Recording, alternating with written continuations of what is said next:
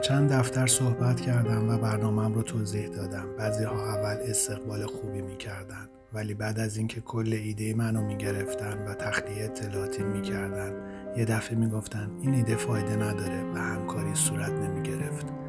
نمیدونم دلیلش چی بود، ولی چیزی که میدونستم این بود که تغییر سخت بود و هیچ کس نمیخواست قبول کنه که از راه بهتری هم میشه به نتیجه رسید و نمیخواستن قبول کنن که من با تجربه چند ماهه بخوام تمام عقاید و ایده های چندین ساله اونا رو در کار ملک زیر سوال ببرم. نمیدونستن که از فردا چطور برای مشاوراشون توضیح بدن که مسیری برای بهتر نتیجه گرفتن هست و یا اگر راه من رو برون چه تضمینی هست که نتیجه بگیرن. اینها و هزاران سوال بی پاسخ باعث شد که هیچ دفتری با من همکاری نکنه. وقتی همه راه‌ها رو رفتم و به در بسته خوردم، تصمیم گرفتم از همین ایده برای خودم استفاده کنم.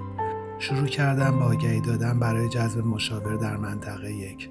مشاوران زیادی تماس می گرفتن و وقتی ایده های منو می شنیدن دقیقاً مثل دفاتر اول قول همکاری می دادن ولی بعد عقب نشینی می کردن. در این مدت هر ماه من با وجود وقت کمی که برای آپدیت کردن فایل خودم میذاشتم هر ماه یه قرارداد جدید می‌بستم و این منو به ادامه مسیر امیدوار می‌کرد.